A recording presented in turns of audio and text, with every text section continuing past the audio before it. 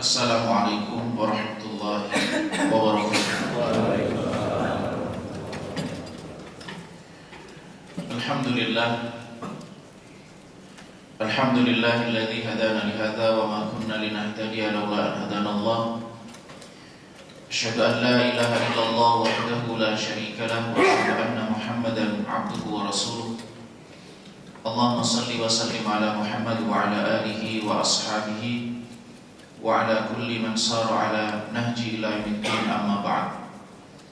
Allahumma ij'al jam'ana jam'an marhuma wa tafarruqana min ba'dihi tafarruqan ma'suma wa la taj'al minna wa la ba'na syaqiyan wa la mahruman wa la matruda. Jamaah sekalian mulakan Allah Subhanahu wa taala, alhamdulillah di kesempatan pagi hari ini Allah mudahkan kita melaksanakan salat subuh berjamaah. Dan itu adalah karunia yang besar yang Allah berikan kepada kita, bisa beribadah.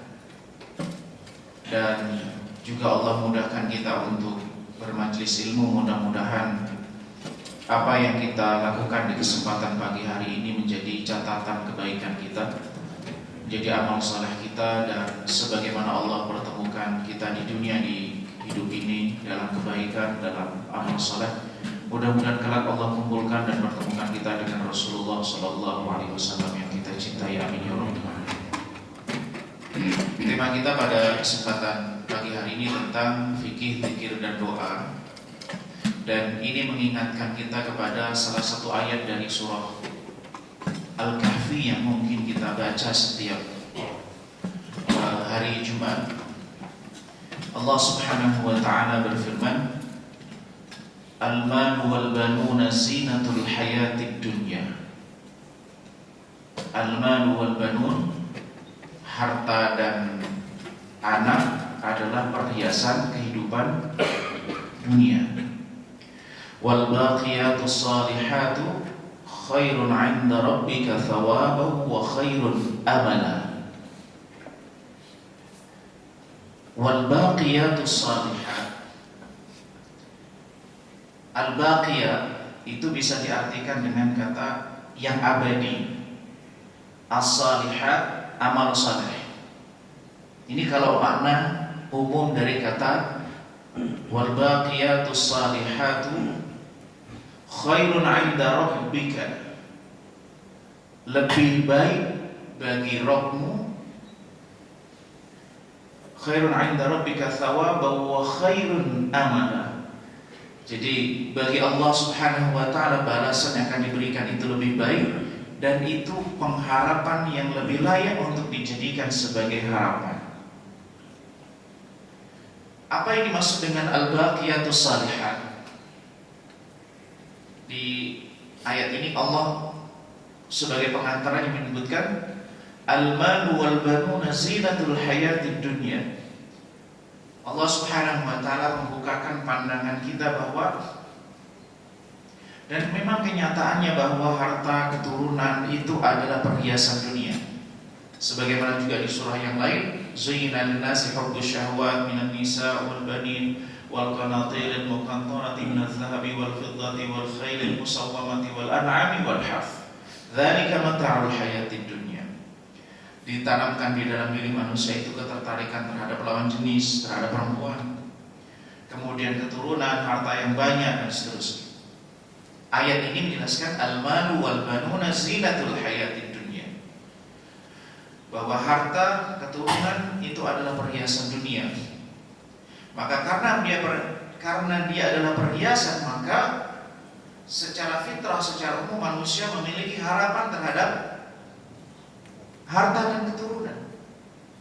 Artinya seseorang itu menaruh harapannya kepada harta yang dimiliki atau yang ingin dimiliki dan keturunan yang dimiliki.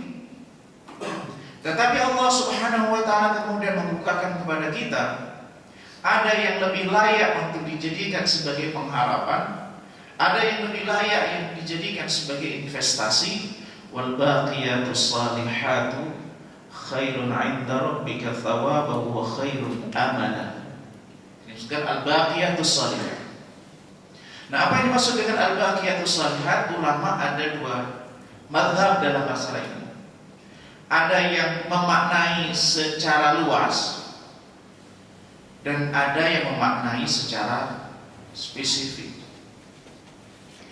Ulama yang memaknai al-baqiyatus shalihat berdasarkan dari makna bahasanya, bahwa amal-amal soleh yang abadi itu bisa disebut dengan istilah al-baqiyatus shalihat. Semua amal soleh, semua kebaikan yang dilakukan oleh seseorang, baik itu yang bersumber dari fisiknya, ibadah fisik, maupun ibadah berupa harta, itu masuk kategori al-baqiyatus shalihat. Sebagian ulama itu mengatakan diantaranya adalah al-baqiyatus shalihat itu adalah subhanallah walhamdulillah wa la ilaha illallah wallahu akbar la hawla wa la quwwata illa billah. Namun kalau kita gabungkan sebenarnya juga bahwa keduanya ini sebenarnya tidak ada bertentangan, bahwa zikir itu adalah salah satu contoh al-baqiyatus shalihat dari sekian banyak al-baqiyatus shalihat. Subhanallah walhamdulillah wa la ilaha illallah wallahu akbar la haula wa la quwwata illa billah. Di antara ulama yang menambahkan istighfar termasuk di dalamnya, salat 5 waktu termasuk di dalamnya, salawat kepada Nabi sallallahu alaihi wasallam juga masuk dalam kategori al-baqiyatus shalihat. Maka berdasarkan salah satu penafsiran al-baqiyatus shalihat, maka zikir itu termasuk salah satu dari amal al-baqiyatus shalihat yang kemudian bisa menjadi harapan bagi seseorang sebagai bekal, sebagai bahan yang kita mencantolkan harapan kita kepada Allah Subhanahu wa taala. Suatu ketika Nabi sallallahu alaihi wasallam itu kan pernah di hadapan para sahabat yang kemudian membacakan surah Al-Hasyr. Ya ayyuhalladzina amanu taqullaha wal tanzur nafsum ma qaddamat lighad. Wahai orang-orang yang beriman, hendaklah bertakwalah kalian dan hendaklah setiap individu itu melihat apa yang sudah ia amalkan. Ya, seseorang itu bisa bersedekah hartanya dan seterusnya dan seterusnya. Nah, al-baqiyatus shalihat itu bagian dari apa yang bisa dilakukan oleh seseorang untuk masa depannya. Karena sesungguhnya setiap tasbih itu akan menjadi tanaman di surga. Maka kalau kita melihat amal soleh yang kita lakukan, itu kan ada kewajiban-kewajiban yang sifatnya harian, ada pekanan, ada bulanan dan seterusnya. Sebenarnya ibadah yang kita lakukan itu bagian dari tabungan, cicilan kebaikan, investasi yang nanti dijadikan pengharapan kita ketika kita bertemu dengan Allah Subhanahu wa taala. Dan saya yakin, kita semuanya yakin bahwa kita nggak abadi di dunia ini. Kalau orang itu yakin bahwa dia nggak selamanya muda, maka kemudian menyiapkan pensiun, tabungan investasi di masa lanjut usia, tidak selamanya sehat maka mengambil asuransi kesehatan dan sejenisnya untuk pendidikan anak dan seterusnya. Maka tentu menjadi sesuatu yang perlu kita sadari bersama, itu nasihat kita semuanya, bahwa kita juga perlu mempersiapkan investasi jangka panjang. Di mana? Yaitu al-baqiyatus shalihat itu. Karena Allah menyebutkan khairun 'inda rabbika thawaban wa khairun amala. Jadi kalau kita itu berharap kepada Allah, apa harapan yang bisa menjadi cantolan harapan kita kepada Allah? Balasan kepada Allah. Dan kalau kita itu mau punya amal itu kayak harapan. Ya, harapan kita itu pada al-baqiyatus shalihat itu. Kalau orang sudah meninggal dunia, semuanya sudah tidak ada lagi cantolan harapan kecuali amal soleh yang sudah dilakukan. Dan itu tidak bisa kemudian kita lakukan dengan cara borongan. Amal soleh itu perlu tahapan-tahapan karena keterbatasan yang kita miliki. Nah, jamaah sekalian melakukan Allah Subhanahu wa taala. Kalau kita lihat ibadah yang Allah Subhanahu wa taala tawarkan kepada kita, itu jenisnya sangat banyak. Karena ibadah ini kan cara seseorang mendekatkan diri kepada Allah. Allah memberikan fasilitas kepada umat manusia untuk mendekatkan diri kepadanya. Karena manusia ini kemampuannya beragam, kapasitasnya beragam, profesinya beragam, maka tawaran ibadah itu sangat banyak. Sehingga ibadah itu tidak dimonopoli oleh kelompok tertentu. Bisa dipahami? Jadi dekatnya dengan Allah itu nggak dimonopoli oleh orang tertentu, etnis tertentu, atau profesi tertentu, atau orang level tertentu. Maka tawaran ibadah itu bisa dilakukan oleh semua orang dengan berbagai macam latar belakang, sehingga nanti tidak ada alasan tidak bisa dekat dengan Allah karena dimonopoli si fulan karena dia ini dan seterusnya. Nah, dari sekian banyak ibadah yang Allah tawarkan itu kepada kita, ada ibadah yang berlaku kepada semua manusia, bisa dilakukan oleh semua orang. Contohnya apa? Sholat 5 waktu. Contohnya apa lagi? Ya rukun Islam. Kecuali haji bagi yang mampu, zakat yang sudah memiliki harta memenuhi kewajiban. Nah, salah satu ibadah yang bisa dilakukan oleh orang dengan berbagai macam latar belakang, apapun profesinya, apapun kemampuannya, dan tidak memberikan beban, tapi dia juga bisa mengkompensasi segala kelemahan yang ada pada diri manusia. Itu zikir. Karena dia bisa dilakukan oleh berbagai macam profesi latar belakang. Dia nggak perlu kecerdasan yang sangat tinggi, tidak perlu belajar yang sangat mendalam, dan dia bisa dilakukan dengan aktivitas yang dijalani oleh orang dalam kehidupan sehari-hari, sambil berangkat ke kantor, sambil melakukan aktivitas, sambil apapun lah, selama tidak di tempat yang tidak selayaknya lisan kita mengucapkan kalimat tertentu, kalimat thayyibah. Ada ibadah yang memang khusus loh. Contohnya apa? Berjihad itu kan hanya bagi yang mampu. Orang kalau nggak bisa berperang karena fisiknya, kemampuannya kayak ini, berarti dia kan nggak bisa beribadah dengan cara itu.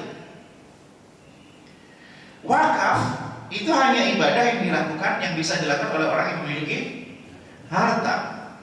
Haji adalah ibadah yang bagi mereka yang mampu. Tapi meskipun itu sebenarnya berlaku pada semua orang, kalau mereka pada wilayah yang memungkinkan melakukan hal itu. Tapi zikir itu adalah ibadah yang bisa dilakukan oleh seseorang tanpa terikat keadaan tertentu.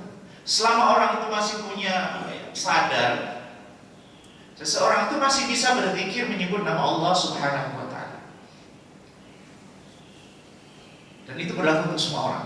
Berbeda dengan misalnya ibadah mengajar, ibadah ijtihad itu kalau ada persoalan-persoalan dalam agama membutuhkan jawaban hukum, itu kan hanya profesi tertentu, orang yang memiliki kemampuan tertentu. Orang misalnya mau bangun masjid, desain dan seterusnya, kan orang yang punya ilmunya. Orang kalau nggak punya ilmunya lalu membuat bangunan bisa jadi membahayakan. Nah, maka kalau dilihat dari kesempatan beribadah kepada Allah itu, kita bisa beribadah kepada Allah dengan kemampuan yang itu berlaku secara umum,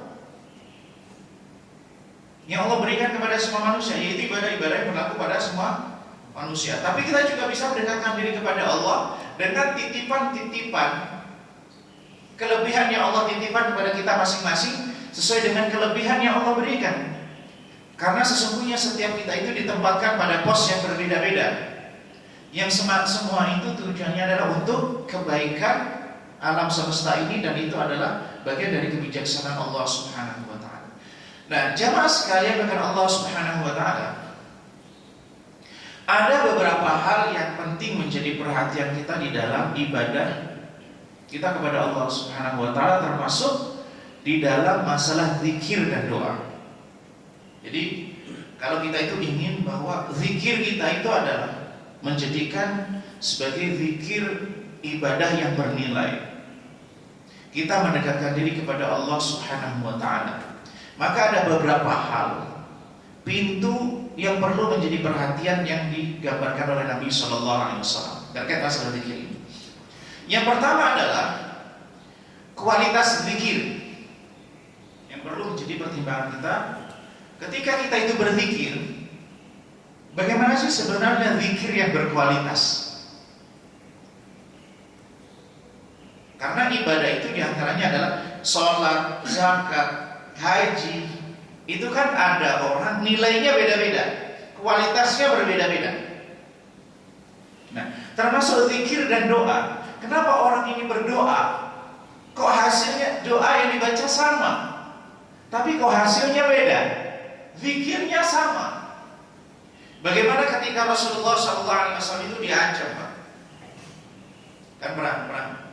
Waktu itu di suatu pertempuran itu Rasulullah SAW sedang istirahat, lalu ada pihak musuh yang menyelinap, lalu sedang istirahat, lalu kemudian pedang ini dihunuskan kepada Rasulullah SAW. Ditanya oleh orang ini sebelum mau membunuh Rasulullah SAW, siapa yang bisa menyelamatkan dirimu dariku? Rasulullah Allah. Seketika itu bergemetar dan pedang itu jatuh. Kenapa orang sama-sama mengatakan Allahu Akbar, sama-sama mengatakan Subhanallah, sama mengatakan Bismillah, Bismillah maksud zikir juga, tetapi kemudian bobotnya beda, kualitasnya berbeda? Itu tidak ditentukan oleh kecerdasan seseorang, oleh jumlah ilmunya yang banyak dan seterusnya. Kenapa misalnya ketika Umar ibn Khattab radhiyallahu ta'ala anhu, sosoknya saja itu kalau dia lewat satu pintu, setan itu lewat pintu yang lain. Nah, ada 3 hal yang terkait dengan kualitas zikir. Ini dari sisi kualitasnya, kita lihat dari sisi kualitas, termasuk ibadah-ibadah yang lain. Yang pertama adalah keikhlasan. Semakin ikhlas seseorang, ikhlas itu dalam pengertian bahwa ketika dia mengatakan subhanallah, ketika dia mengatakan astagfirullah, ketika mengatakan salawat Allahumma sholli ala Muhammad, atau ketika dia mengatakan takbir Allahu Akbar, sejauh mana dia memaknai lafaz itu, sejauh mana keikhlasan dia ketika melafazkan lafaz itu. Apakah benar ketika mengatakan Allahu Akbar memang benar bahwa di dalam dirinya itu ada Allah, itu memang Allahu Akbar, atau hanya ada di lisan? Ketika mengatakan astagfirullah, ketika Nabi SAW ditanya siapa yang bisa menyelamatkan dirimu, lalu kemudian Allah katakan Allah, itu memang benar-benar bahwa dia merasakan kehadiran Allah Subhanahu wa taala, bahwa menyelamatkannya hanya Allah. Ketika seorang mengatakan pada titik yang paling lemah, mengatakan la haula wa la quwata illa billah. Sebagaimana juga kisahnya Nabiullah Yunus ketika di dalam perut ikan, doanya gimana? La ilaha illa anta subhanaka inni kuntu minadh dhalimin. Ini termasuk Asma'ullahil A'zam, nama-nama Allah yang azam. Kalau seseorang berdoa lalu bertawassul dengan Asma'ullah ini, la ilaha illa anta subhanaka inni kuntu minadh dhalimin, itu pengakuan. Jadi Nabi Yunus itu kan dia pergi meninggalkan kaumnya tanpa seizin Allah Subhanahu wa taala. Itu kezaliman bagi Nabi. Gak boleh Nabi itu melakukan satu tindakan, keputusan yang kemudian tidak minta persetujuan dari Allah Subhanahu wa taala, kecuali dalam wilayah-wilayah istilah teknis. Dapat teguran. Maka di antara penjagaan Allah Nabi dari dosa itu, kalau Nabi melakukan suatu kesalahan itu ditegur. Nah, karena doa itulah kemudian Allah Subhanahu wa Ta'ala keluarkan dari perut ikan ini. Di saat orang memang benar-benar ketika mendapatkan la ilaha illa anta subhanaka inni kuntu minadh dhalimin. Salah satu zikir yang luar biasa yang itu juga kita baca setelah selesai sholat dan juga oleh jamaah haji gitu aja. La ilaha illallah wahdahu la syarikalah, lahul mulku wa lahul hamdu wa huwa ala kulli syai'in qadir. Seringkali kita melihatnya kan kefadilahnya, Pak. Tapi perlu juga bahwa kualitas itu tentukan sejauh mana pemaknaan setiap lafaz dari la ilaha illallah wahdahu la syarikalah. Itu kan la ilaha illallah wahdah la syarikalah.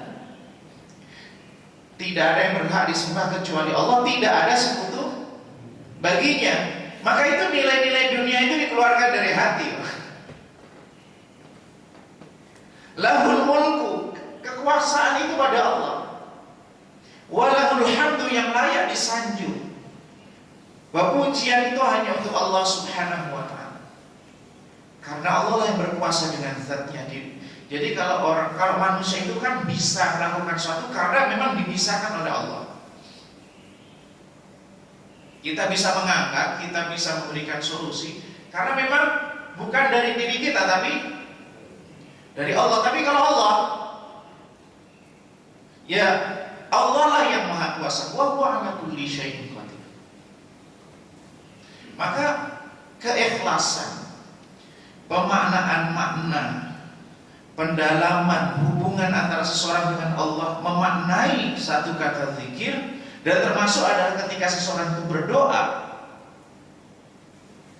Meskipun doanya kadang-kadang doanya itu tidak terlafazkan secara eksplisit. Itu kan doanya Nabiullah Yunus itu kan gak eksplisit. Tapi Allah tahu kan apa yang di dalam hatinya. Sebagaimana doanya Nabi Ayub juga begitu. Kan kalau kita sakit, ya Allah berikanlah saya kesembuhan.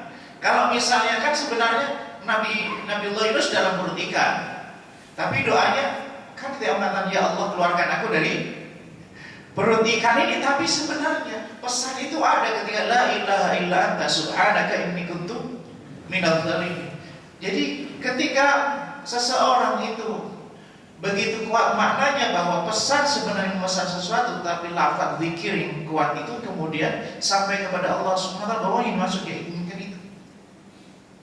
Kemudian yang kedua, kualitas ibadah itu, kualitas termasuk zikir dan doa ditentukan oleh sesuai dengan sunnah tuntunan Rasulullah Sallallahu Alaihi Wasallam.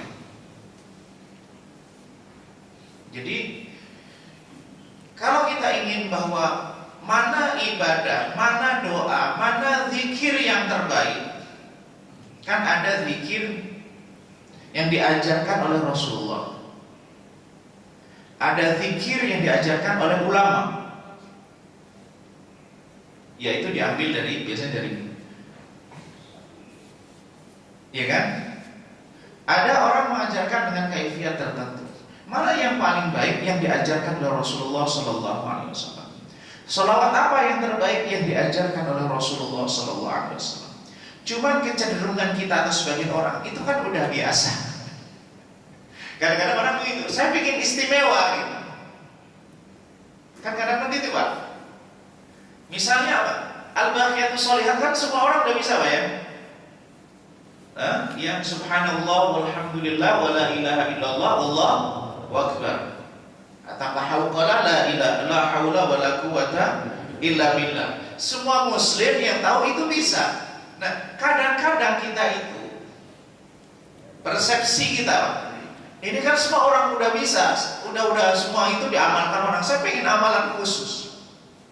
Padahal ajaran itu atau amalan itu atau zikir itu atau doa itu adalah yang diajarkan oleh Rasulullah Sallallahu Alaihi Wasallam, sosok yang terbaik. Gak ada manusia, Nabi dan Rasul yang terbaik melebihi Rasulullah Sallallahu Alaihi Wasallam. Maka perlu di dalam ibadah, di dalam zikir, semuanya parameter kita adalah apa yang diajarkan oleh Rasulullah SAW itu adalah yang terbaik. Caranya juga yang terbaik. Kaifiatnya adalah tata caranya yang terbaik. Kemudian yang ketiga ini Pak, sebenarnya ini masih bagian dari yang kedua. Zikir dan doa yang berkualitas adalah zikir dan doa yang sesuai dengan tujuan. Zikir dan doa itu untuk apa Allah Subhanahu wa ta'ala tetapkan. Jadi ternyata kalau kita perhatikan, setiap situasi dan kondisi itu ada zikirnya. Kondisi yang berbeda, zikirnya berbeda. Kemudian tujuannya itu berbeda. Jangan sampai kemudian ketika kita itu berzikir atau doa salah tempat. Benar itu diajarkan Rasulullah SAW. Benar doa itu ada sunnahnya, tapi cara kita menempatkannya berbeda. Saya berikan contoh nih. Bagaimana hubungan antara zikir dengan momen, Pak? Ketika Idul Fitri, Idul Adha, itu zikir apa ya? Takbir, tahmid, ya kan? Kenapa, Pak? Mengagungkan Allah Subhanahu wa ta'ala, ekspresinya syukur. Apa yang disunnahkan ketika seorang di Idul Fitri, Idul Adha? Gembira. Pakai pakaian yang terbaik. Kemudian makan-makan atau puasa? Makan-makan itu adalah maka ayam tasyrik itu ayam aklin wa syurb. Ayam tasyrik itu adalah hari makan dan minum. Idul Fitri maka disyariatkan zakat fitrah supaya setiap muslim bisa makan. Idul Adha disyariatkan menyembelih binatang kurban. Maka kemudian makan daging itu bagian dari ekspresi Aid. Maka zikirnya adalah takbir. Coba kita bawa ke istisqa. Salat istisqa, sama-sama di tempat terbuka, sama-sama mengumpulkan orang, tapi suasananya beda nggak? Kalau suasana Idul Fitri adalah kegembiraan, bahagia kan? Maka zikirnya takbir, tahmid. Sekarang kalau istisqa zikirnya apa? Istighfar. Pakaian yang terbaik atau paling sederhana? Sederhana. Kenapa? Karena istisqa itu berangkat dari situasi di mana orang kekeringan.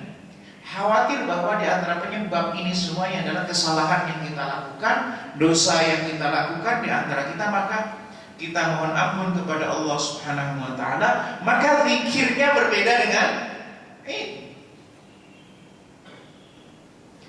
Maka ketika seseorang itu membaca Quran, baca Quran itu juga zikir. Tapi baca Quran, zikir tujuannya untuk mengingat, mengetahui pesan-pesan yang ada dalam Al-Quran, ada tujuannya. Tasbih dengan takbir itu sesuatu yang berbeda. Kita bisa baca setiap saat, tetapi pemaknaannya berbeda. Kalau takbir kan keagungan Allah Subhanahu wa ta'ala.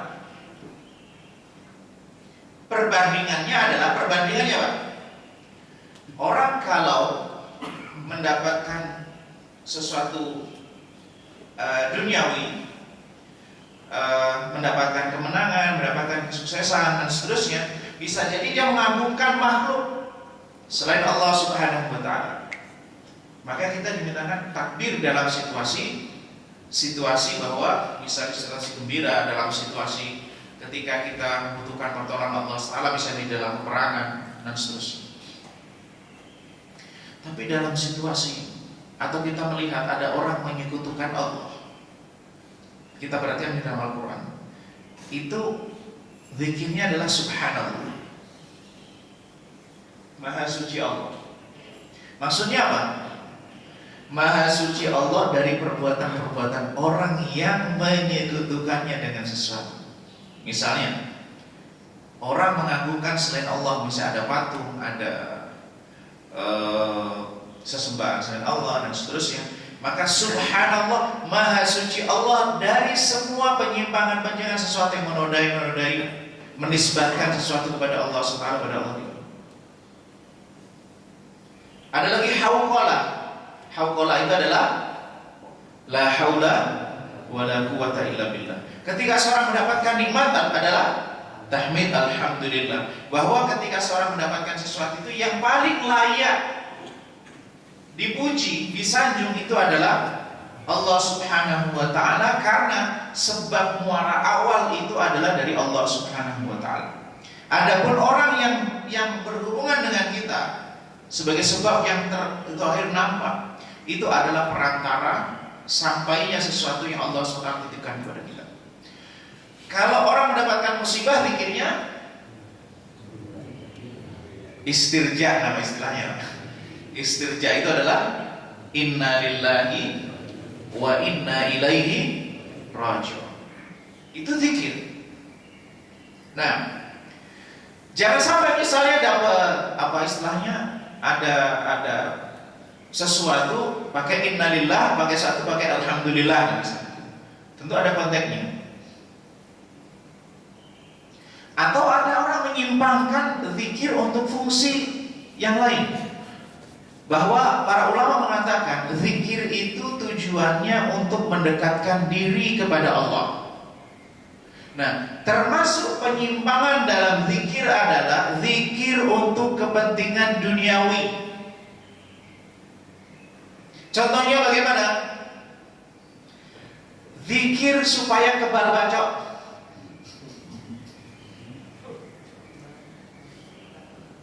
Zikir kebal bacok ada nggak?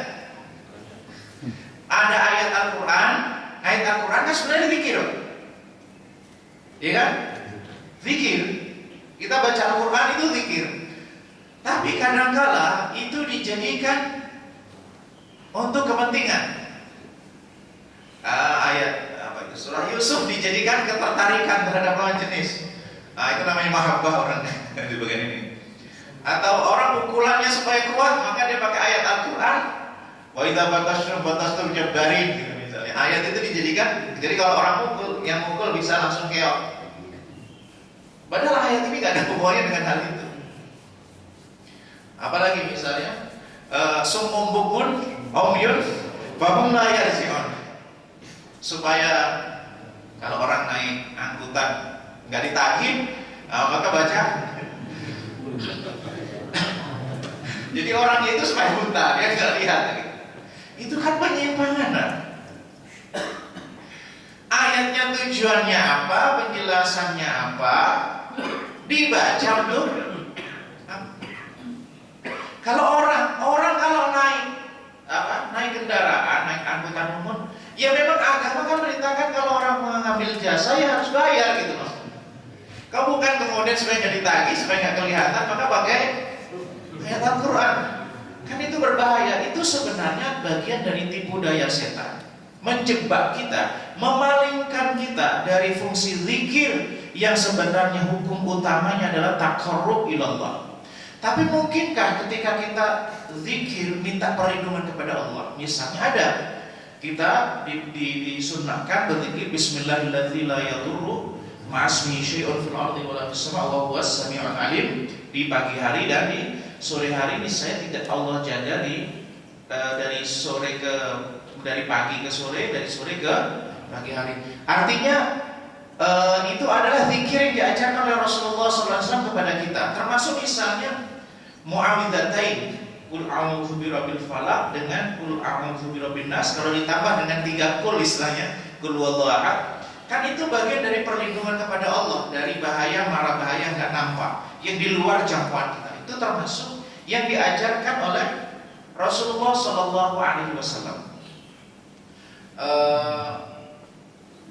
Termasuk misalnya ketika seseorang melewat tempat tertentu yang kita khawatir itu membahayakan, maka kita minta perlindungan kepada a'udzu bikalimatillahi tammati min syarri ma khalaq. Itu kan zikir, bukan kemudian permisi. Nah, itu sudah ada dianjurkan bagaimana kita bukan minta perlindungan kepada yang menjaga tempat itu, tetapi kita justru Allah lah yang menguasai semua yang ada di langit dan di bumi, maka minta perlindungannya kepada Allah Subhanahu wa taala. Itu yang pertama, Pak. Menjaga kualitas dari 3 hal itu. Menempatkan zikir sesuai dengan tempatnya, jangan sampai diselewengkan. Selain niat dan cara khusus. Kemudian baru bahwa kita berzikir dan ibadah-ibadah yang lain itu bisa dilihat dari jumlah. Jadi ibadah itu bisa selain berkualitas, tapi perlu juga kita jumlahnya banyak. Karena di dalam Al-Quran ada perintah banyak zikir. Misalnya di surah Al-Jumu'ah, fa idza qudiyatis shalatu fantashiru fil ardh. Kemudian fa idza qudiyatis shalatu wabtaghu min fadlillah wadhkurullaha katsiran la'allakum tuflihun. Wadhkurullaha katsiran. Fa idza qudiyatis shalatu fantashiru fil ardi wabtaghu min fadlillah wadhkurullaha katsiran la'allakum tuflihun. Maka zikir itu selain dari sisi kualitasnya juga banyak. Maka di antara wasiat Nabi, jadikan senantiasa lisan kita itu basah dengan menyebut nama Allah Subhanahu wa taala. Karena apa yang kita sebut itu nanti akan berpengaruh terhadap hati. Dan Nabi SAW kan juga berpesan, "Man kana yu'minu billahi wal yaumil akhir falyaqul khairan aw yasmut aw liyasmut." Barang siapa yang beriman kepada Allah dan hari akhir, falyaqul khairan, maka mengatakan perkataan yang baik. Dan di antara perkataan yang baik adalah zikir. Di antara perkataan zikir. Jadi kalau misalnya orang jatuh, daripada nyalain kodok, nyalain katak, atau dia ngumpat kanan kiri dan seterusnya menyalahkan, itu adalah falyaqul khairan. Mengatakan perkataan ibadah adalah diantaranya innalillah, diantaranya astagfirullah, diantaranya adalah bisa jadi ini karena kesalahan. Karena diantara ulama itu begini, ada mengatakan, saya itu mengetahui efek dari dosa yang saya lakukan dari kendaraan yang saya kendari dan sikap keluarga.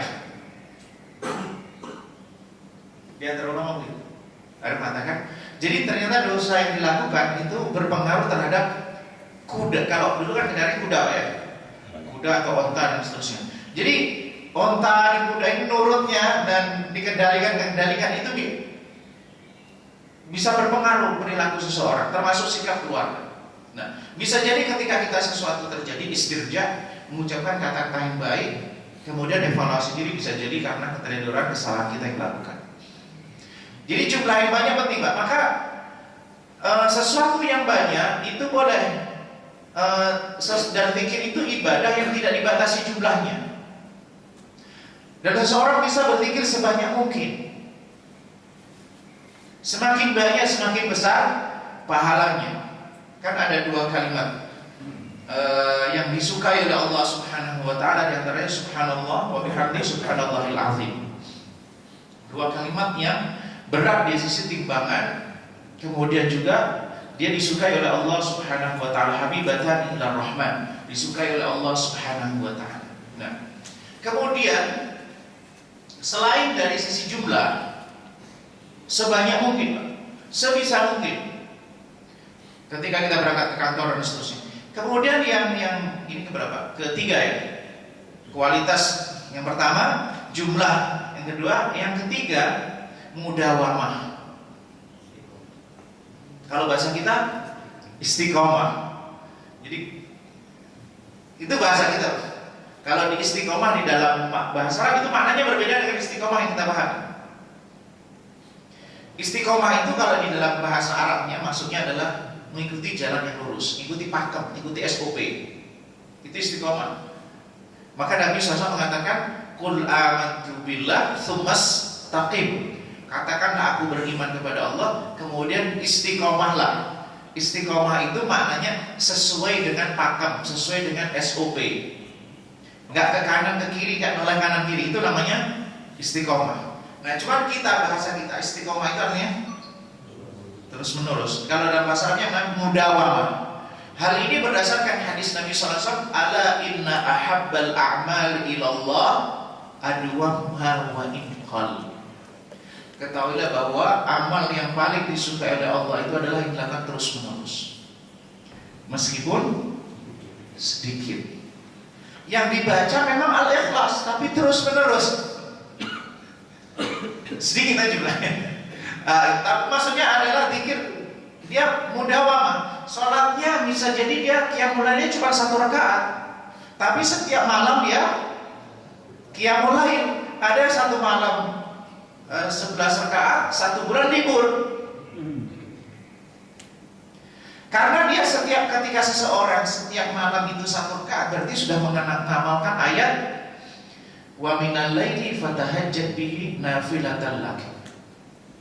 Jadi 1 rakaat itu mengamalkan ayat itu. 1 rakaat, apalagi yang 2 rakaat, 3 rakaat, apalagi yang sampai 11 rakaat, apalagi yang lebih dari itu menurut para ulama qiyamul lail itu rakaatnya enggak dibatasi. Nah, itu mudawamah. Maka penting juga 3 hal ini. Pertama dari sisi kualitasnya, yang kedua dari sisi jumlahnya, yang ketiga adalah konsistensi kita untuk senantiasa berzikir. Nah, zikir dan doa ternyata jamaah sekalian bukan Allah Subhanahu wa taala itu ada yang berhubungan dengan waktu, ada yang berhubungan dengan tempat, ada yang berhubungan dengan momen. Masing-masing ada tempatnya. Nah, kita menyesuaikan sebagaimana yang diajarkan Rasulullah SAW. Misalnya, zikir yang berhubungan dengan waktu, maka ada namanya zikir pagi dan petang.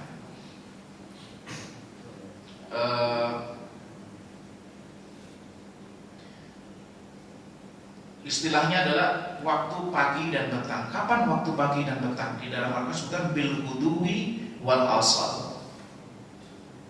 Ada disebutkan bil ghadati wal asyi. Maksudnya adalah berdoa kepada Allah SWT di kala pagi dan petang, atau al-ghudu wal asal. Yang dimaksud pagi dan petang ini zikir yang diajarkan oleh Nabi SAW maupun doa di pagi dan petang. Kalau pagi itu adalah dari semenjak terbitnya fajar sampai terbitnya matahari. Itu waktu istimewa di waktu pagi. Maka Nabi SAW itu di antara sunnah Nabi SAW yang sering dilakukan ketika berzikir adalah dari semenjak sholat subuh sampai terbit matahari. Dan ada satu hadis Nabi SAW. Memang ulamanya berselisihkan apa ini hadisnya adalah hasan atau dhaif, tapi sebagian ulama berdasarkan beberapa jalur hasan yang bisa dijadikan sandaran. Siapa yang sholat subuh, man sholat al-ghadata fi jama'ah, atau man sholat al-ghadat itu maksudnya sholat subuh. Jadi sholat subuh itu ada istilahnya sholatul subhi, sholatul fajri, sholatul ghadati, itu maknanya sama. Maknanya sholat subuh. Sholat fajar itu sholat subuh. Kalau kita menemukan kata sholat fajar, aslinya adalah sholat subuh. Nah, dari semenjak sholat Nabi SAW, siapa yang sholat subuh berjamaah, kemudian yadhkurullah, kemudian berzikir, lalu sampai kemudian terbit matahari, kemudian sampai syuruk, kemudian menunggu beberapa saat, kemudian sholat 2 rakaat, maka baginya pahala haji dan umrah tamah. Pahala haji dan umrah sempurna. Nah, memang redaksi hadis seperti pahala haji dan umrah ini memang diperselisihkan di antara ulama. Tapi ulama sepakat bahwa Nabi itu berzikir dari sholat subuh sampai terbit matahari. Nah, yang sholat 2 rakaat tadi, para ulama ada yang menamakan istilahnya sholat subuh, ada yang mengatakan sholat duha di awal waktu. Terlepas itu semuanya, bahwa ini adalah waktu zikir. Di waktu Zikir waktu pagi itu adalah dari semenjak orang selesai sholat ini sampai kemudian sholat subuh sampai terbit matahari. Begitu juga hadis Nabi Shallallahu Alaihi Wasallam. Hadis Nabi Shallallahu Alaihi Wasallam, siapa yang baca la ilaha illallah wahdahu la syarikalah, lahul mulku wa lahul hamdu wa huwa ala kulli syai'in qadir 100 kali, maka apa Pak fadilahnya? Di antara fadilahnya adalah dia membebaskan budak, senilai membebaskan budak. Kemudian 3 budak ya kalau salah. Kemudian Allah jaga dia dari gangguan setan dari pagi sampai sore hari. Kemudian di antara hikmahnya adalah Allah hapus 100 keburukan, Allah angkat derajat, berikan 100 kebaikan. Dan tidak ada di dalam riwayat, tidak ada orang yang mendapatkan kebaikan melebihi kebaikan orang lebih banyak membacanya. Jadi orang semakin banyak membaca maka semakin besar pahalanya. La ilaha illallah wahdahu la syarikalah, lahul mulku wa lahul hamdu wa huwa ala kulli syai'in qadir. Nah, itu di antara pahala yang besar. Maka di antara fadilah zikir itu, di antara fadilah zikir kalau kita hubungkan dengan peristiwa itu dan peristiwa yang lain yang berhubungan dengan waktu, misalnya waktu setelah selesai sholat. Waktu setelah selesai sholat diajarkan Nabi Shallallahu Alaihi Wasallam. Ketika itu ada orang yang tinggal di masjid, namanya apa? Ahli sufah ya. Ahli sufah itu adalah kalau bahasa kita seperti orang yang mencari suaka politik lah, mirip, tapi itu bukan itu, mereka hijrah. Ketika hijrah mendampingi Nabi, kan nggak ada tempat tinggal, maka mereka ditampung di masjid Nabi, dan mereka nggak juga ada pekerjaan tetap. Jadi kalau Nabi makan ya ikut makan apa yang dimakan oleh Nabi. Kalau Nabi sedang nggak makan juga nggak makan. Nah suatu ketika Nabi SAW ingin memberikan satu optimisme lah. Mereka ini kan orang yang memiliki keterbatasan secara finansial.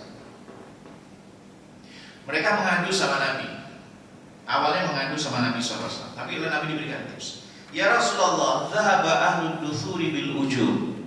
Ya Rasulullah, orang-orang kaya itu, orang-orang berkemampuan itu, maksudnya mereka punya kebun, mereka punya dagang dan seterusnya itu, dhahaba bil ujur, mereka punya banyak pahala lebih harusnya. Saya bertanya, bagaimana bisa? Iya, mereka sholat sebagaimana kami sholat, mereka berpuasa sebagaimana kami berpuasa, tapi mereka bersedekah dan kami nggak bisa sedekah.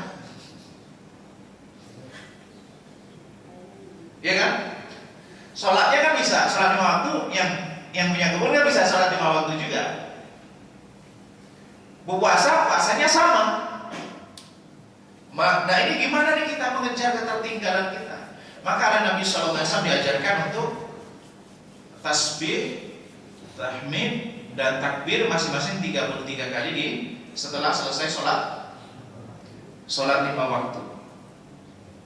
Engkau dengan cara itu akan mengejar ketertinggalan kalian. Kalau dalam riwayat yang lain digenapkan 100 dengan la ilaha illallah wahdahu la syarikalah, lahul mulku wa lahul hamdu wa huwa ala kulli syai'in qadir, yang akan menghapus semua kesalahan yang pernah dilakukan. Nah, niscaya kalau engkau lakukan ini, niscaya akan mengejar ketertinggalanmu. Ini kan zikir setelah sholat, berarti zikir berhubungan dengan waktu.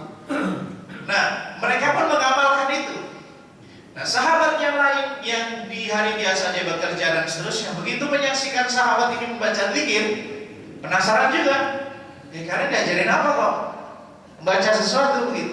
Menyembunyikan ilmu gak boleh, Pak. Kalau menyembunyikan tips bisnis mungkin bisa. Tapi ini ilmu Allah gak boleh disembunyikan. Akhirnya disampaikan, Rasulullah mengajarkan kita begini-begini. Akhirnya mereka juga mengamalkan hal yang sama. Nah, mereka datang lagi kepada Nabi SAW. Ya Rasulullah, mereka melakukan apa yang kami lakukan. Nah, Nabi SAW akhirnya jawab, "Dzalika fadlullah yu'ti may yasha." Itu karunia Allah yang diberikan kepada siapa yang dikehendaki. Sudahlah.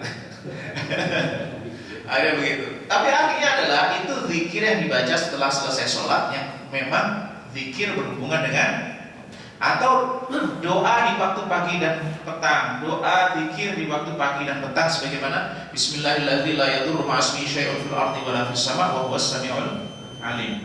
Atau doa di waktu sore hari agar dijaga dari pagi, dari sore hari, dari malam hari sampai sore hari. Itu berhubungan dengan waktu. Ada yang berhubungan dengan tempat. Misalnya ketika seseorang lewat satu tempat yang dianggap itu serem, maka bacanya adalah Bismillahirrahmanirrahim, a'udzu bikalimatillahi tammah min syarri ma khalaq.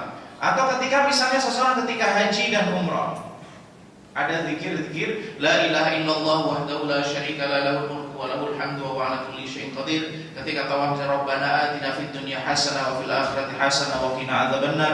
Ketika di Safa dan Marwah dan seterusnya, itu adalah ketika seorang masuk masjid, ketika seseorang akan sebelum masuk toilet, adalah doa atau zikir yang dilakukan berhubungan dengan masalah tempat. Ada zikir yang berhubungan dengan peristiwa.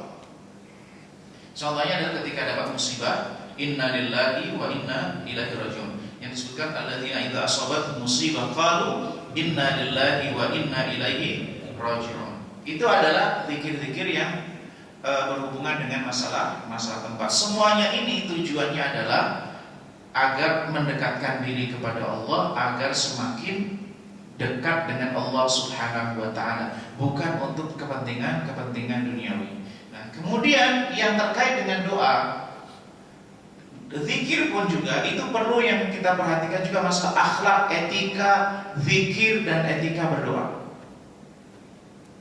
Di antaranya ketika doa itu aslinya adalah mustajab. Zikir itu semuanya aslinya diterima oleh Allah Subhanahu wa taala. Doa itu aslinya mustajab. Kenapa? Karena Allah sudah berjanji, ud'uni astajib lakum. Maka kita dalam masalah zikir, dalam masalah doa, ini perlu kita semangatnya kembali kepada Al-Quran, termasuk misalnya doa. Kenapa? Al-Quran itu menjelaskan, ud'uni astajib lakum, wa idza sa'alaka ibadi anni fa inni qarib. Kalau hambaku itu bertanya kepadamu tentang diriku, sungguh aku ini dekat. Itu semangat Quran, penjelasan Al-Quran, nilai yang ditanamkan Al-Quran kepada seorang muslim. Adapun masalah-masalah fikih kaifiyat berdoa, itu sebenarnya yang diprioritaskan gini. Lebih ini diprioritaskan ketimbang persoalan yang diperdebatkan dalam masalah kaifiyat berdoa. Contohnya apa? Tawasul. Lebih baik mana? Misalnya antara seseorang itu berdoa kepada Allah Subhanahu wa taala secara langsung dengan bertawasul. Boleh nggak bertawasul dengan orang yang bisa berdoa? Misalnya, tolong doakan saya dan seterusnya. Boleh, hukumnya boleh.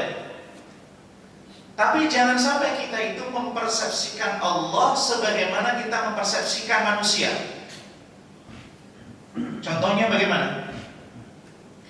Kalau manusia, raja dan presiden dan seterusnya kan ada ring satu, ada apa?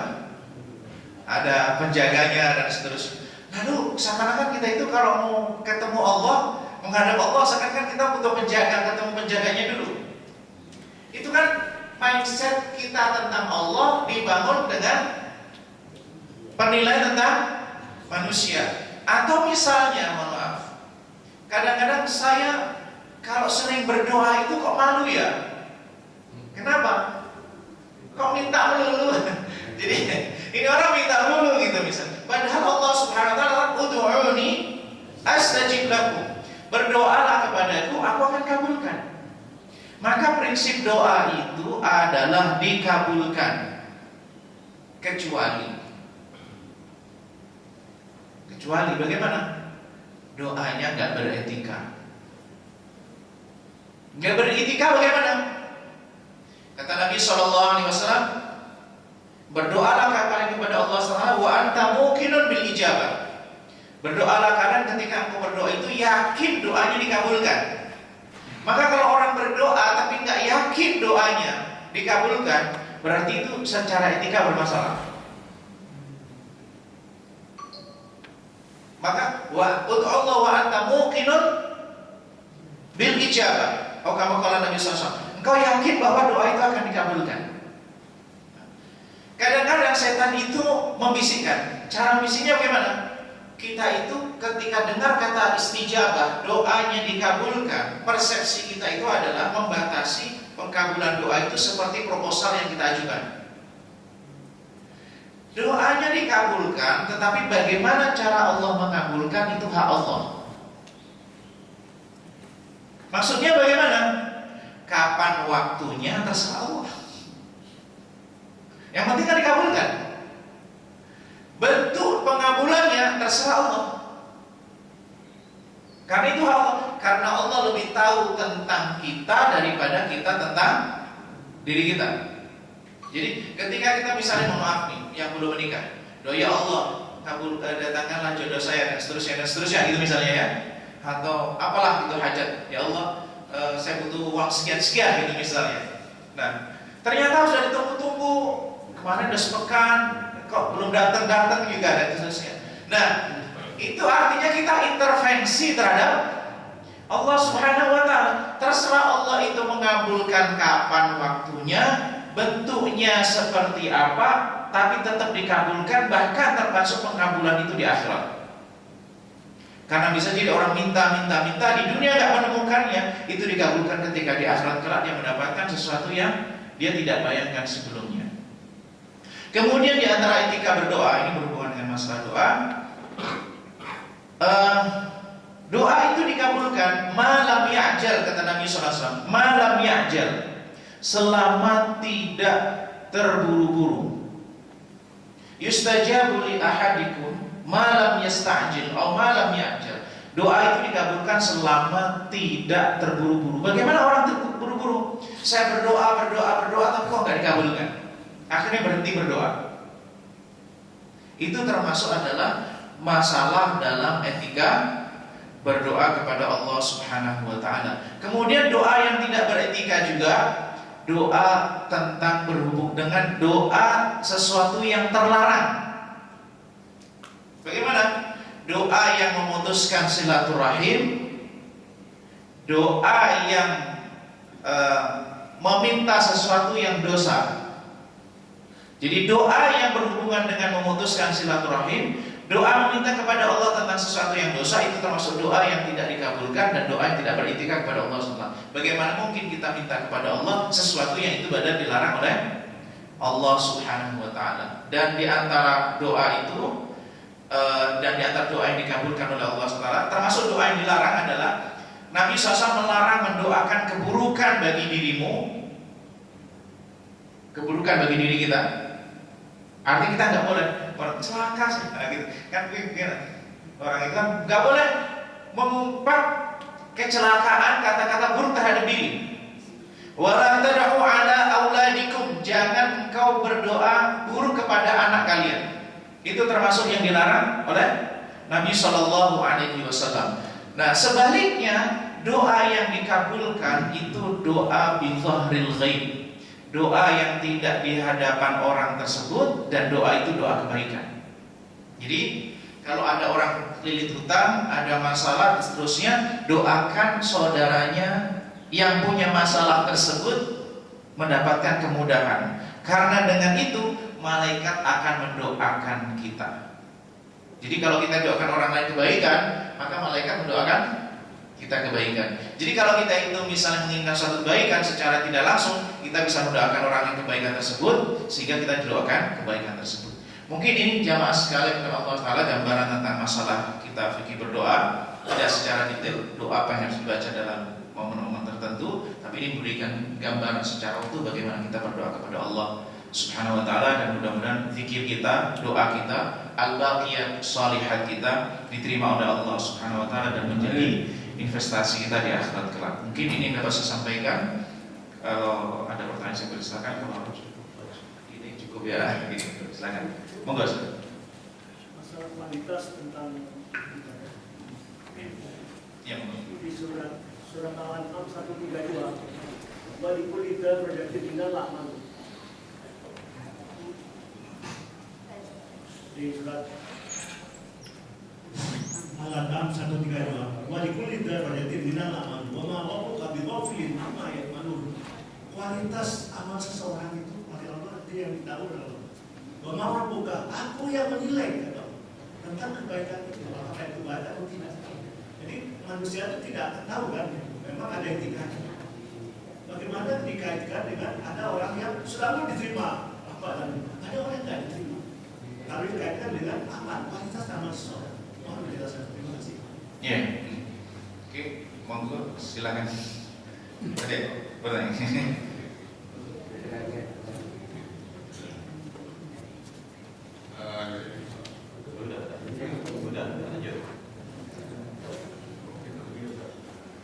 Jadi berdoa itu ya baik, Ustaz. Bagaimana kita mendoakan yang buruk untuk orang? Nah, misalnya begini, saya waktu apa dari kecil dulu ini, ya Ustaz mana? Pada waktu itu ada apa ya, agresi kedua Belanda gitu ya, sama kecil. Saya waktu itu berapa 5 tahun diajar berdoa untuk Belanda itu. Iya. Makanya Belanda juga jalan ke dia lah ya, sekitar atau apa gitu. Saya ingat saya tuh kecil diajar begini, kan berdoa yang jelek ke orang lain gitu. Iya. Ini kan musuh kita ya makanya kurang ajar itu. Kemana ada itu kita berdoa gitu. Iya, iya. Oke.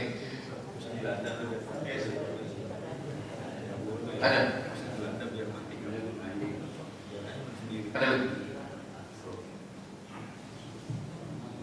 Assalamualaikum warahmatullahi wabarakatuh. Ya, sebelumnya saya ingin mengingatkan kepada jamaah, mungkin bagi jamaah yang belum hafal zikir Al-Quran, durasinya ada dan dari Rasulullah SAW dan harus baiknya dihafalkan. Dan bagi yang belum punya bukunya nanti bisa menanyakan kepada DKM. Insyaallah nanti kita siapkan, kita berikan secara cuma-cuma. Insyaallah. Kemudian pertanyaan dari berbagai cara berdoa itu kan ada yang caranya rengek, ada yang mendesak gitu ya. Ada yang juga beberapa ustaz juga saya pernah dengar mengajar protes ke Allah gitu saat dalam doanya. Ya. Itu mana yang lebih bagus Ustaz, dari semua itu?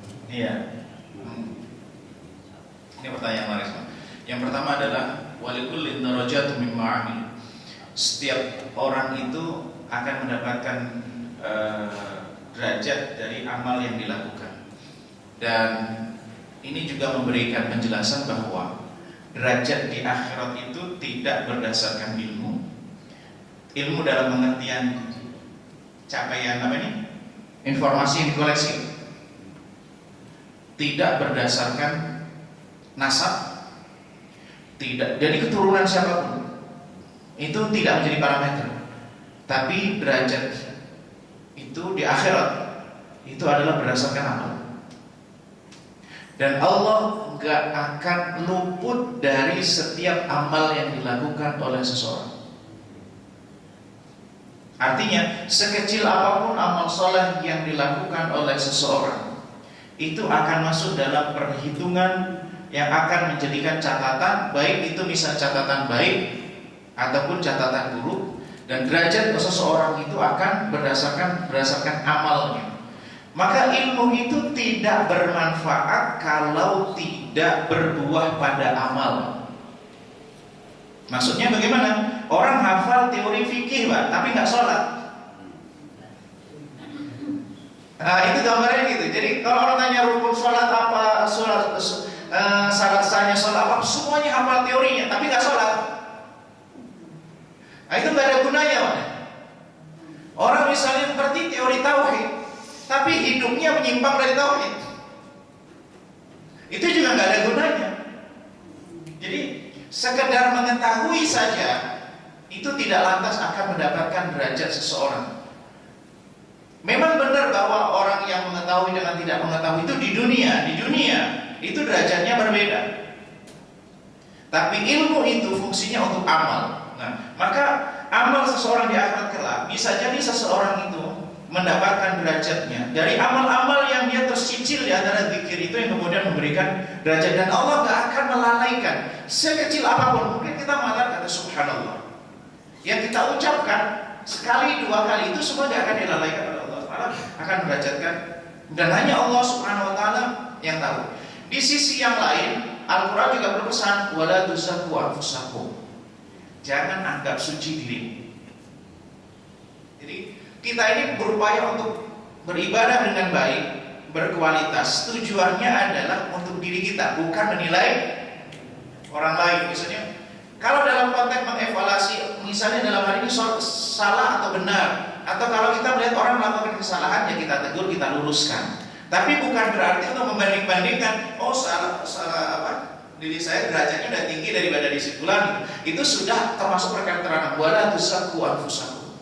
Karena kita nggak tahu siapa di antara kita yang lebih dulu masuk surga, siapa yang hisabnya dipermudahkan, siapa yang hisabnya akan jadi sulit dan seterusnya. Itu hanya Allah, dan masing-masing kita mempertanggungjawabkan diri masing-masing.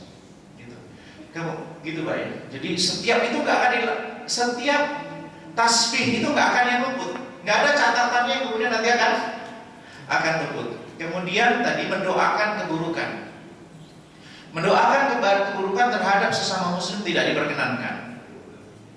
Melaknat itu kan doa keburukan, itu tidak diperkenankan. Sampai orang itu pun melakukan pelanggaran hukum. Contohnya, waktu itu di masa Rasulullah SAW ada orang minum khamr, sahabat minum khamr, lalu dihukum, ngulang lagi, dihukum lagi, ngulang lagi, dihukum lagi. Kok bisa? Jadi khamr itu di masa itu seperti teh dan kopi kita, Pak. Jadi kalau misalnya ada satu dua yang masih belum bisa lepas, ya itu memang manusia kan begitu, nggak semuanya bisa langsung berubah secara total.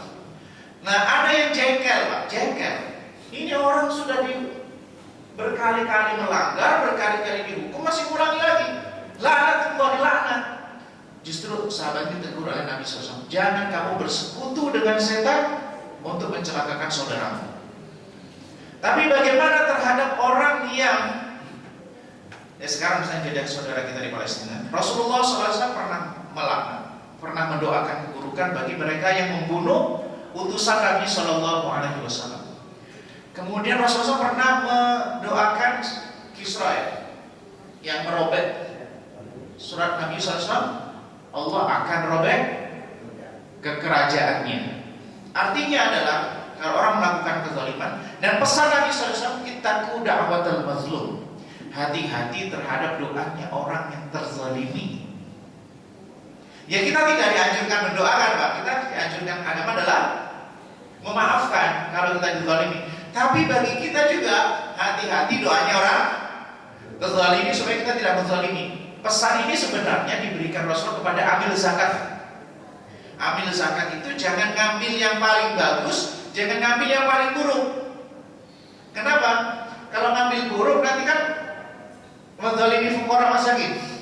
Tapi kalau ngambil yang baik, menzalimi yang diambil hartanya, zakatnya. Bisa jadi dia nggak terima, mendoakan keburukan bagi dia. Maka itu akan menjadi karena li'annahu laisa bainaha wa bainallahi hijab, karena doanya orang terzalimi dengan Allah itu nggak ada hijab. Maka orang yang terzalimi itu doanya mustajab. Orang yang puasa, orang musafir, doa anak terhadap doa orang tua terhadap anak masuk mustajab. Maka kalau waktu mustajab begitu, doakan kebaikan untuk diri, dan mudah-mudahan Allah berikan kesadaran. Mudah-mudahan dengan doa itu akan memberikan kebaikan. Kemudian yang berikutnya, bagaimana tentang kaifiat doa? Kaifiat itu ada kaifiat yang berhubungan dengan hati dan sikap, ada yang berhubungan dengan gerakan. Kalau di para ulama itu kaifiat cara berdoa itu angkat tangan itu ada yang tinggi, ada yang sedang, ini sedang, ada yang nggak perlu angkat tangan. Kalau situasi yang sangat mencekam, itu angkat tinggi. Itu istisqa dengan waktu perang Badar, makanya tinggi. Nah, yang ada sedikit itu mungkin diambil, ya Allah seandainya ini semuanya binasa, Engkau gak akan disembah lagi. Mungkin diambil dari itu kali. Itu sebenarnya tidak harus begitu.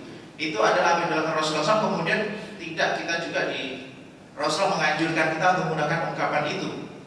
Yang dianjurkan oleh Rasulullah SAW adalah berdoa bertawassul dengan nama-nama Allah yang mulia. Jadi kalau kita misalnya doanya Yunus tadi termasuk Ismail A'zam, atau di antara doa Nabi itu pernah menyaksikan seorang sahabat berdoa, Allahumma inni as'aluka bi anni asyhadu annaka Allah la ilaha illa antal ahadus samadul ladzi lam yalid wa lam yulad wa lam yakul lahu kufuwan ahad. Itu nama-nama Allah yang azam. Kalau dia itu berdoa, maka Allah akan kabulkan.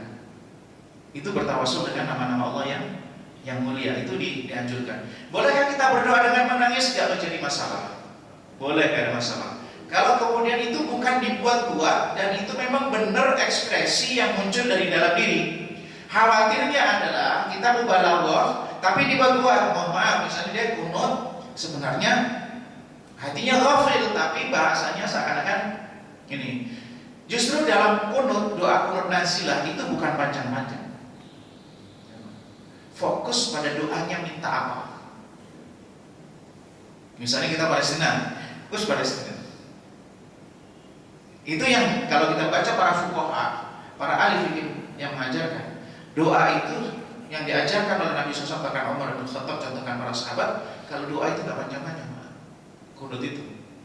Justru apa kita misalnya Palestina, ya udah doa masalah Palestina. Kemudian doa kalau memang benar menangis, ya menangis benar. Benar kan? Harapan. Jadi tangis itu bukan sebagai bungkus, tapi itu sebagai efek yang muncul karena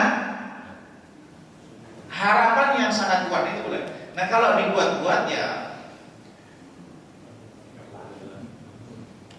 khawatirnya adalah kita justru terjebak dalam riya. Memang benar kalau orang itu kalau memang bisa menangis ya berusaha nangis, benar-benar minta. Tapi kalau khawatir ada sisi-sisi jebakan di situ, ketika dia kunutnya bagus, ini seperti orang pada nangis gitu. Khawatir gitu. Jadi kalau memang nangis benar nangis karena memang ekspresi sebagai pengharapan, ya itu adalah sesuatu yang diperbolehkan, tidak menjadi masalah. Kalau menyebutnya amal soleh, katakan ya Allah saya sudah begini. Boleh ada 3 orang masuk dalam goa, terjebak, lalu dia nggak bisa keluar. Akhirnya salah satu bilang, kalian nggak akan keluar dari sini kecuali berdoa dengan amal soleh kalian. Itu namanya tawassul dengan amal soleh. Ya Allah, saya ini bersedekah, saya ini begini-begini, ya Allah kabulkanlah. Itu namanya tawassul dengan amal soleh, termasuk tawassul yang diperbolehkan. Maka daripada kita bertawassul ke tempat-tempat keramat, tawassul tidak begitu. Karena justru kalau tempat itu masjid, tempat yang disukai oleh Allah. Kalau apalagi di tanah haram, tempat yang memang itu doa dikabulkan. Tapi kalau tempat-tempat yang tidak ada ayat atau hadisnya sebagai tempat yang dikabulkan, ya kembalilah kepada tempat yang dikabulkan. Tapi rata-rata di dalam prinsip agama atau ibadah itu dimanapun, kecuali tempat yang terlarang. Islam itu sifatnya simple. Doa itu tidak tergantung tempat. Makanya Islam itu agak gampang. Doa nggak tergantung tempat, sholat nggak tergantung tempat. Maksudnya adalah memang dianjurkan di masjid, tapi kalau sudah misalnya nggak ada masjid, ya sholat di mana tempat berada. Artinya Islam itu prinsipnya simple, tidak terikat.